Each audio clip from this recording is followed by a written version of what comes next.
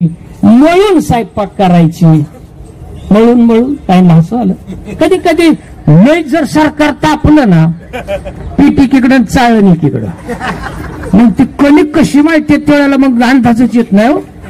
कधी कधी कणीच टेचत्यात, कणिक टेचल्यावर त्या चपात्या मऊ येतात. हे सरकारचं सांगतोय. त्याशी टिचून घाटून वाटून आटून साठून फोडणी देऊन जाळ लावून ही स्वयंपाक करायची. आणि स्वयंपाक सिराजबाई त्या सरकारने वाढला की एवढा मोठा पदर काढायची आणि वारा घालायची. आता जेवता जेवता वारा म्हटल्यानंतर तर बरंच वाटायचं.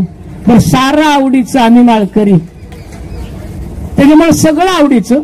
8-15 दिवसांनी शर्यतची माझ्या डोक्यात प्रकाश पडला, मात्र वारा घालत्यात कधी. म्हणून मी महिन्याने धाडस केलं. सरकारला इचरायचं सुद्धा धाडस लागतं. मी धाडस केलं, पण माझं लवकर धाडस झालं. मी महिन्यात तयार झालो आणि महिन्यात सरकारने पुन्हा जेवायला वाढलं, वारा घालायला सुरुवात केली. आणि मी म्हटलं धाडस करून विचारलं, वारा सरकार घालतेत कधी? सरकार लाजलं, पदर दातात धरला, मुरका मारला आणि माझ्याकडे बघून निर्व्यासपणे सुवधन नजरेने मुद्रेने म्हटली, कारभारी तुम्ही गेल्यावर बघायला आहे का? घाल वारा. पहिला म्हणतो जित्यापणे जर अशी आपली एवढी सजावट असं गेल्या कोण बघायलाय. तिने ते पदराचा फरारा काढला, जोरात वारा घालायला लागली. पण तिचं एक मात्र मागणी होती, काही झालं तरी 1,500 घ्या पण बटन दाबा. आमच्या सरकारची एवढीच मागणी होती, कसं का असताना पण तुम्ही चांगलं म्हणा. पण या मुख्यमंडळामधून आलं नाही. पुरुष प्रधान संस्कृती, चांगलं कसं म्हणायचं? पण ते सरकारला म्हणायचंय. सरकारचं बारकं सरकार असतं तर म्हणलं असतं, ते म्हणलं असतं बारकं सरकारला चांगलंय म्हणून. पण या सरकारला कसं म्हणायचं? त्यांनी टाळ्या दिल्या, त्यांना कळलं. कोकणातल्या माणसाला लगेच कळतो, पश्चिम महाराष्ट्रातला उशिरा कळतं, मराठवाड्यात अनुशेष असतो, विदर्भात मग कधीतरी कळतं. कसं असतं कधी महाराष्ट्राचं बरंच बरं असतं. आपलं विभागाचा ही काही कथेत नाही, पण सहज आलं म्हणून व्यक्त झालं.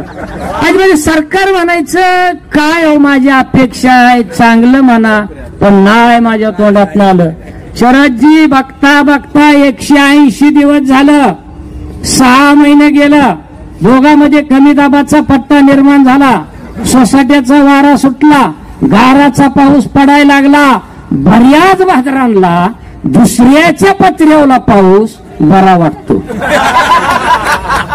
त्यातले आमचे हे पुण्यावनं दिवे घाट ओलांडून मोरगाव जेजुरी करून बारामतीतनं पंधऱ्यातल्या अहिल्यानगरला आलं. तर एवढा मोठा माणूस आल्यावर एवढ्या मोठ्या माणसाकडं स्वागत करणं माझं काम आहे का नाही? मी म्हणलं गोरेजी कशासाठी आलाय? सर प्रकरण कुठपर्यंत चाललं? का म्हणलं 150 किलोमीटरचं अंतर, हवा तिकडे पोचली कशी? म्हटलं काय? म्हटलं असे झालंय. अहो म्हटलं कुठवर प्रकरण आलंय? मी तेवढ्या स्टोरीचा. म्हटलं आपल्याकडे परिस्थिती काय? माझ्या कानात त्यांनी म्हटलं आत्ताच आभाळ निवळलंय. म्हणलं चहा प्या आणि आलेलं इष्टीत बसा. घरोघरी मातीच्या चुली कुठेवरी गेलं तर परिस्थिती सारखी, पण दुसऱ्याच बघायला ज्याला जास्त उत्सुकता असते त्याला माणूस म्हणतात. हे आपल्या जाळ का ना आपल्या घरी, पण दुसऱ्याचा धूर निघावा. सत्ता आणलीच त्या बाजारात. झालं त्यांना चहा बी पाजला, ते गेले बिले, दिवस उभावला, दोघांचं स्नान झालं. मस्त आम्ही दोघं समोर बसलो.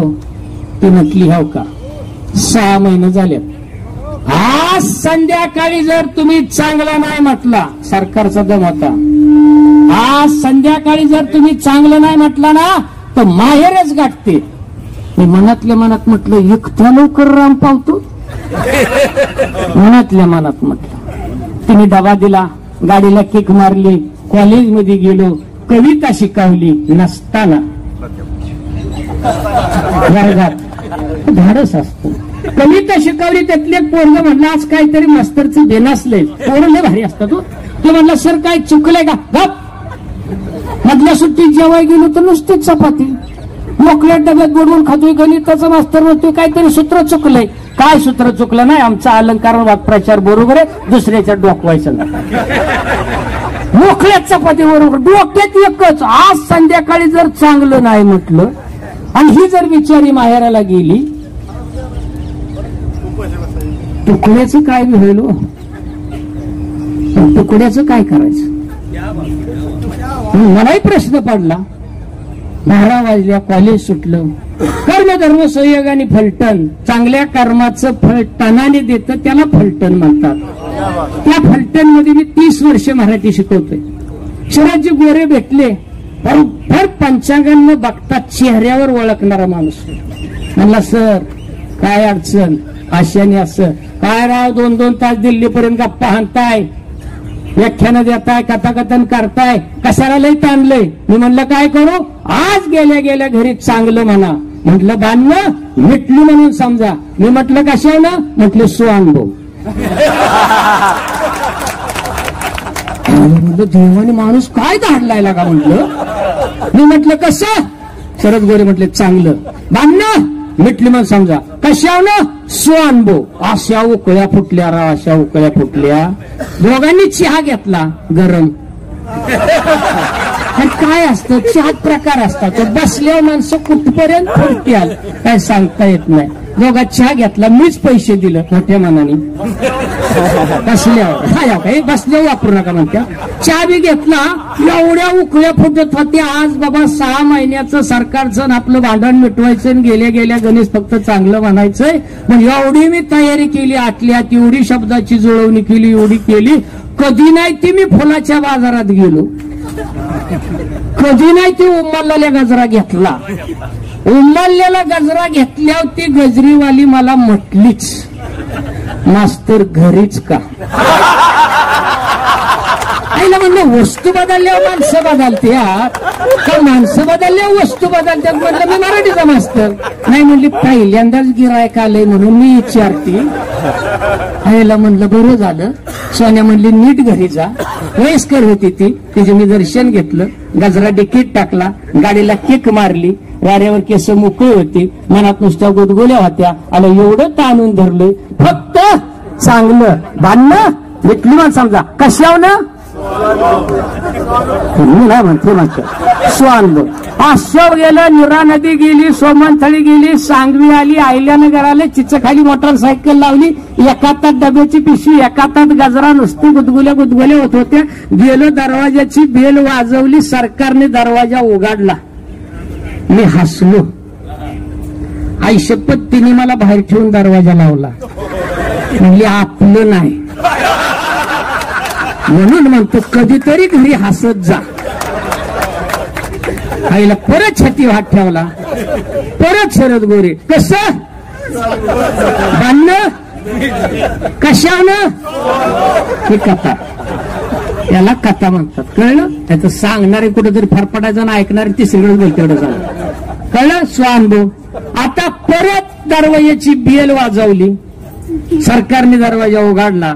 आई शपथ ती हसली, मी नाही हसलो. हातात हात दिला. हातात हात दिल्या, हातात हात घड्याळासह.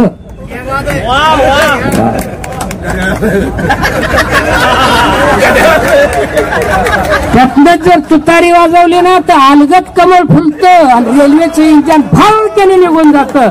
धनुष्य कुठं जातं? आहेच ना बरोबर.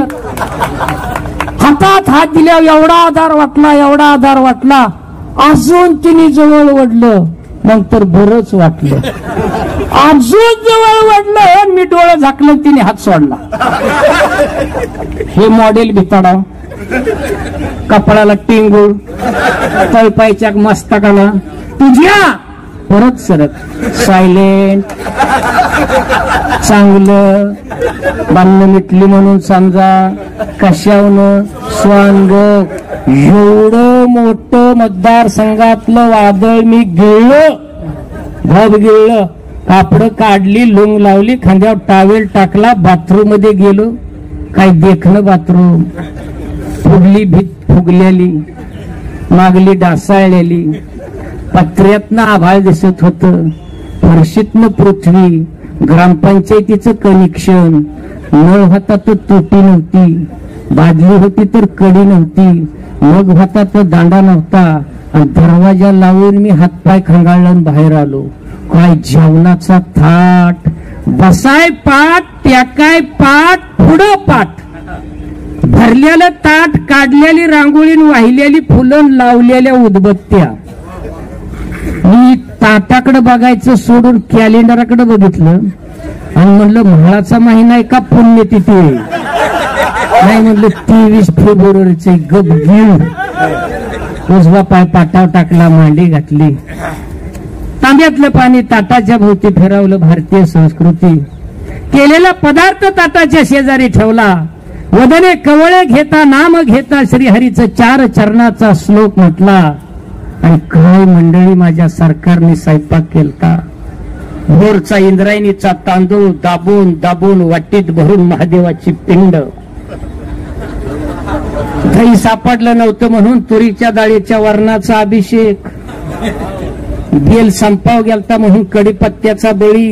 आणि त्याच्यावर कोलेस्ट्रॉल वाढू नये म्हणून एवढंच तूप. काटकसरीचं सरकार. सुरीनी चिरलेली चपाती, सुरीनी त्रिकोणात, मोड आलेली मटकी, कोशिंबीर, कडबा, कुरडया, पापड, लोणचं, मीठ, आणि वाटीत भरलेलं उभं आडवं चिरलेलं वांग. तोंडाला पाणी सुटलं. सरकारकडे बघितलं, सरकारने माझ्याकडे बघितलंच नाही. 25 वर्ष तोच मतदारसंघ, काय बघायचंय? राखीव नाही, बदली नाही. त्याला मला आपलं काही चुकत नाही, सरकारचं तर काही, जनता तीच ना हो. मला आपल्याकडे बघण्यासारखं तरी काय? हे सगळं मराठी तुम्हाला कळत असेल. सगळा महाराष्ट्र एका तावडीत सापडलाय म्हणून. कळत नसलं तर स्पष्टीकरणानंतर परत देतो. आणि म्हटलं काय बोलायचं, म्हणलं नको बोलाय, फक्त मनातली मनात एका शब्दाची जोडी. कसं बांधणं कशावनं? काय दुसऱ्याचं वांग चवीने का काय? वा, आपलं फार बरीच झालं, पण कोकणी सराचं वांग आहे म्हणून काय अवस्था. ठीक आहे. ताटातला तुकडा मोडला, पाणी फिरवलं, सरकारकडे बघितलं, सरकारने माझ्याकडे बघितलं नाही. चपातीचा तुकडा मोडला, वांग्याच्या गाभाटीला लावला, नरड्यात घास गेल्यावर आतनं आवाज आला, काय चांगलं वांग झालंय. 1 नाही, 2 नाही, 3 नाही. आलं म्हणलं सांगणाराचं चुकलं का ऐकणाराचं चुकलं? पुन्हा नेटाने चपातीचा तुकडा, वांग्याची गाभाटी, वा काय चांगलं वांग झालं. 1 नाही, 2 नाही, 3 नाही. बर वांग संपल्या, पातीला पळी, वांगण वाटीन दणका, एकच का. आणि आबाळ भरल्या सरकारचा चेहरा झाला होता. आता मलाच कळाना, एवढ्यासाठी तरफडलेली होती. आणि चांगलं म्हटलं तरी गचाबाळ झालं होतं. स्टॅमिना तरी किती? 5 वांगी, बेटा सकाट, व्याधी मूळ असताना बाजाराने संपवली. वांग संपलं की पातीला पळीन वाटीन वांग दणका. शेवटी पातेल्यातली वांगी संपली, घासा गणेश, वा काय चांगलं वांग आहे. सरकार उठलं, पदर खावला, बांगड्या माग सारल्या, पातेल्यात पळी गुतावली, वरनच पातीला आदाळलं, आणि चैतातली हीच कडकडाव तसं सरकार कडाडलं. झाळ झाला माझ्या संसाराचा. 25 वर्ष स्वयंपाक केला तर कौतुक नाही, शेजारनी भाजी दिल्यावर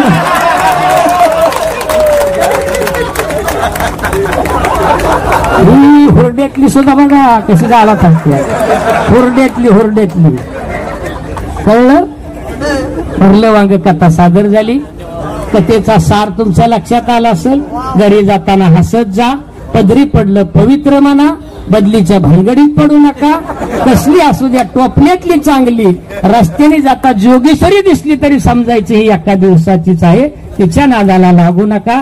संसार टिकवा. संसार करायचा नसतो, संसार ऍडजस्टमेंट करायचा असतो. Adjustment is the life.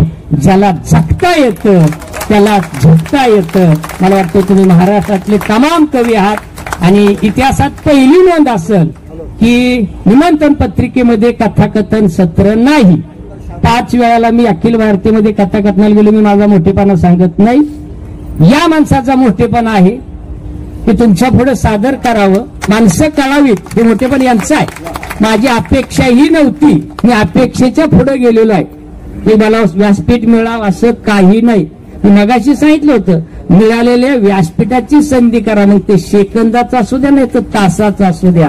वक्ता बोलताना श्रोता फक्त हलला नाही पाहिजे, तो कान देऊन ऐकतो, त्याला म्हणायचं वक्ता तयारीच आहे. तेवढी तयारी करा, त्याच्यासाठी चिंतन करा, वाचन करा, निरीक्षण करा आणि प्रमाण भाषेत बोलण्याचा अजिबात प्रयत्न करू नका. सहज गावाकडलं बोला, मग ती लय गावडाळ म्हणू द्या. अरे गावडाळ म्हणायला सुद्धा आता कोण राहिलं नाही.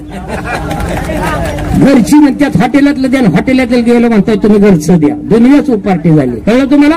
प्युरो म्हणताय गोड आहे कारण किलोवर घेताय, चिरल्यावर त्याला म्हणताय मीठ लावा. अरे दुनिया आले लक्षात?